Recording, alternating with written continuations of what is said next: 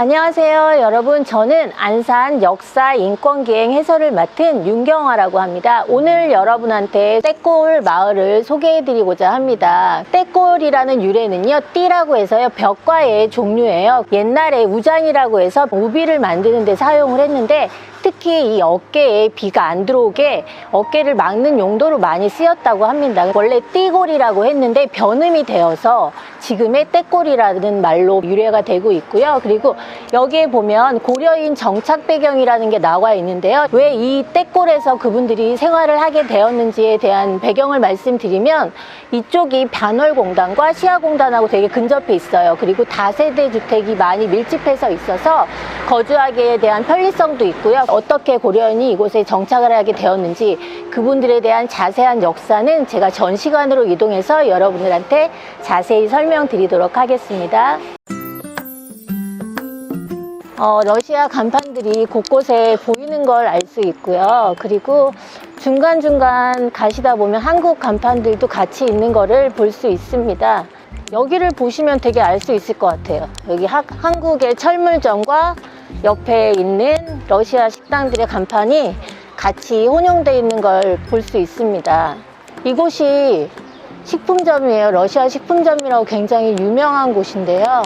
여기가 환전소인가 보다. 여기가 환전소네요. 환전소도 있고, 또 여기 마트도 있고, 여기는 집에 이렇게 사시는 분들이 되게 여러 가구가 많이 있는 것 같아요. 계량기들이 다 여러 개로 나눠져 있는 것을 볼 수 있거든요. 여러분, 여기가 고려인 문화센터 너머에, 여기 보면 표지판도 나와 있거든요. 한국에서 생활하시는 여러 가지 어려움들에 대해서 도움을 주고 있습니다. 그래서 이 안으로 저희가 들어가서 이제 전시관을 한번 보도록 하겠습니다.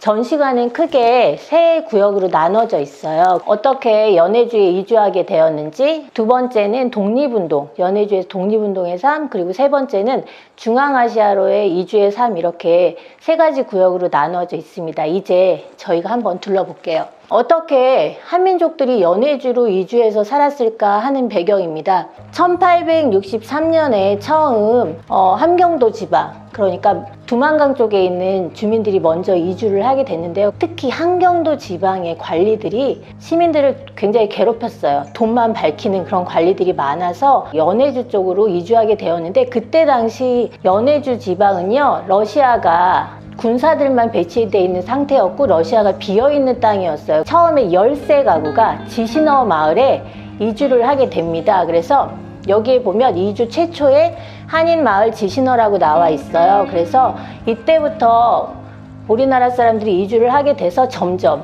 많은 사람들이 이쪽으로 이주를 하게 됐어요. 근데 처음에 연해주 지방에 갔을 때는 그곳에 아무것도 없었어요. 되게 척박한 땅이었는데 우리나라 사람들이 가서 그 땅을 되게 잘 가꾸고, 이곳을 처음에는 밭농사만 지을 수 있었습니다. 그런데 나중에 벼농사까지 지어서 농사가 굉장히 잘 돼서 그때 거기서 많은 잘 사는 사람들, 그리고 또 농민들이, 분농들이 많이 나와서 그곳에서 많이 정착을 하게 됐어요. 그래서 학교도 많이 만드셨고요.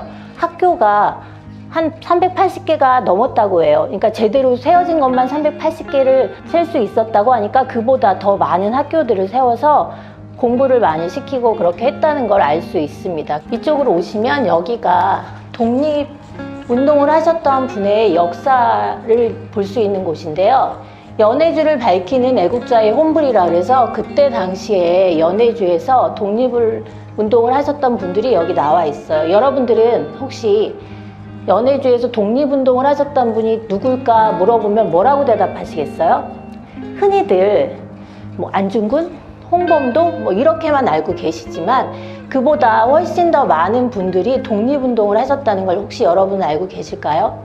여기 나와 계시는 최재형 분도 밝혀진 지 얼마 안 된 분이신데요. 이분은 연해주에서 굉장히 잘 사는 사업가로 되셨던 분인데, 이분이 굉장히 많은 독립운동가들을 후원해 주시고 지지해 주심으로써 이분들의 도움을 굉장히 많이 받았다고 합니다. 특히 안중근 의사는요, 이토 히로부미를 저격하시기 전에 이분의 집에서 기거하시면서 총탄도 구하고요, 그리고 사격 연습도 하시면서, 그래서 이분의 도움을 굉장히 많이 받았다고 합니다. 그리고 홍범도 장군 같은 분도요, 최재원 선생님하고 같이 건어패를 설립을 하셔서 그 건어회라는 게 처음 러시아에서 인정한 최초의 우리나라의 그런 연합기관이었대요. 그래서 러시아에서 인정을 해준 기관인데 얼마 되지 않아 없어지긴 했지만 이분이 홍범도 장군에게도 많은 물자적, 인적 재원을 제공하셨다고 합니다.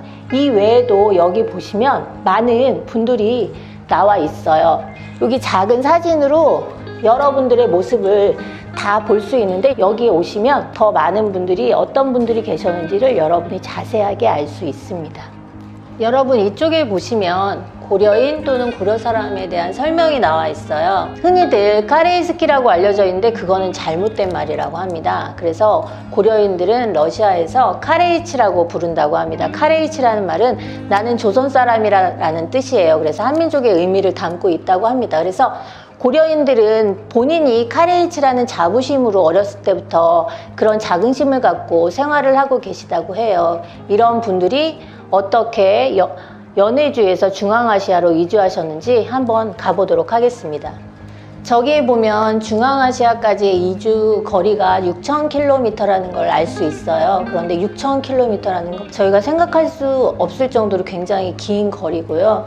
그래서 연해주에서 중앙아시아까지 한 달에서 거의 2달 가까운 시간을 걸려서 이동을 했다고 합니다. 그분들이 이주 통보를 받은 거는요, 일주일, 고작 2, 3일 전이었다고 하고요. 그 이유는 스탈린이 연해주에 거주하고 있는 한인들을 일본인 첩자로 오인을 해서 한국 사람과 일본 사람이 비슷하게 생겼잖아요. 그런 배경도 있었고요. 또 한간에는 한국 사람이 되게 토지를 잘 일구니까 중앙아시아의 척박한 땅을 조금 더 잘 비옥한 토지로 만들고자 한국인을 이주시켰다는 그런 설도 있습니다. 그렇게 해서 이주를 시작을 하게 됐는데요. 이주하기 전에 2,500명이라는 지식인층을 간첩 혐의로 총살을 시켰다고 해요. 그 총살된 배경에 제 생각은 한꺼번에 이주를 시켜야 되는데 쉽게 말을 들을 것 같지 않으니까 지식인층을 그렇게 하고 나면 조금 더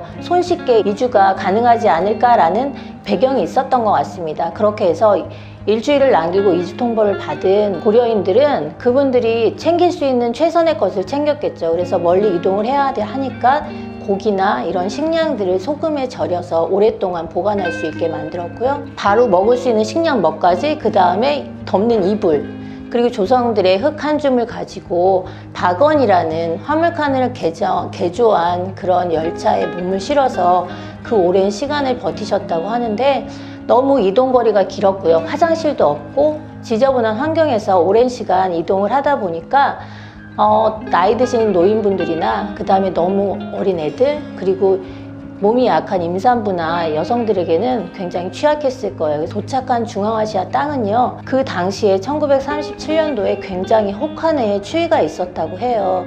그리고 땅도 척박하지만 영하 35도까지 내려가는 강추위를 견디셨다고 합니다. 가서 도착하는데 너무 허허벌판에 아무것도 없었고요. 그래서 토구를 파고 생활을 하실 수밖에 없었다고 합니다.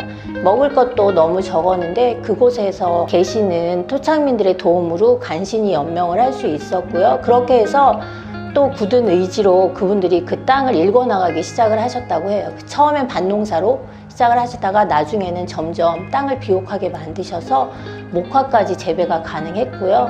그렇게 해서 코로츠라는 집단 농장에 굉장히 좋은 임금을 받고 한국인들이 노동영웅이라는 칭호를 받으며 생활을 하셨다고 해요.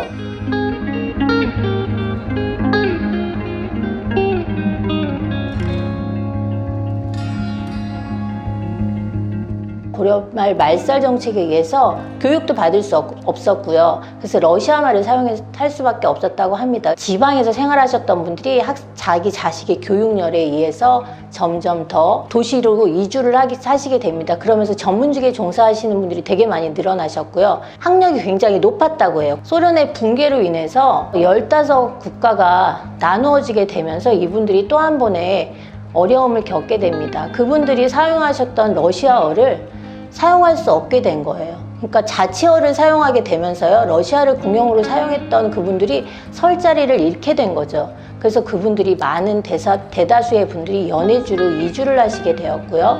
그리고 얼마 지나지 않아 많은 분들이 또 한국으로 다시 되돌아오시게 된 계기가 된 거예요. 임금이 높다 보니까 우리나라에 생활을 하시게 됐는데, 러시아에서는 굉장히 전문직에 계셨던 분도 언어가 되지 않으니까 우리나라에 오셔서 일용직 근로자 생활을 하실 수 없는 거고요. 그분들은 동포라고 생각을 하고 저희 땅에 오셨을 텐데, 저희가 바라보는 시선은 이주 노동자, 되게 가난한 사람들, 그런 거에 굉장히 아픔을 많이 겪으셨다고 합니다. 이제 우리는 그분들이 저희 아픈 역사를 같이 나눈 그런 한 민족이라는 걸 잊지 말고요. 그분들의 역사를 같이 배우며 우리가 그분들과 같이 공존하는 시간을 가지면서 그분들과 잘 생활해 나가야 되지 않나 라는 생각이 듭니다. 이제 제가 여기까지 전시관 해설을 마치고요. 먹는 음식과 그분들이 생활하는 곳을 한 번 더 둘러보러 이동하도록 하겠습니다.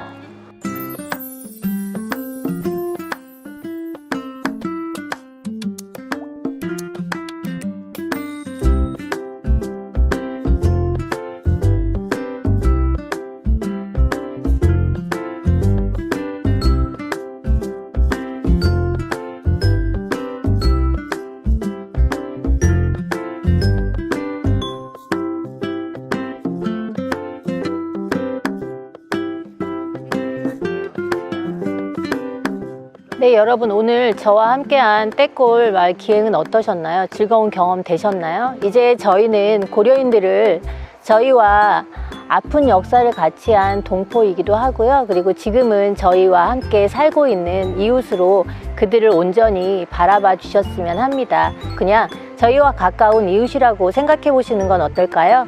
이제 저희 해설은 여기서 마무리하도록 하겠습니다. 여러분, 감사합니다.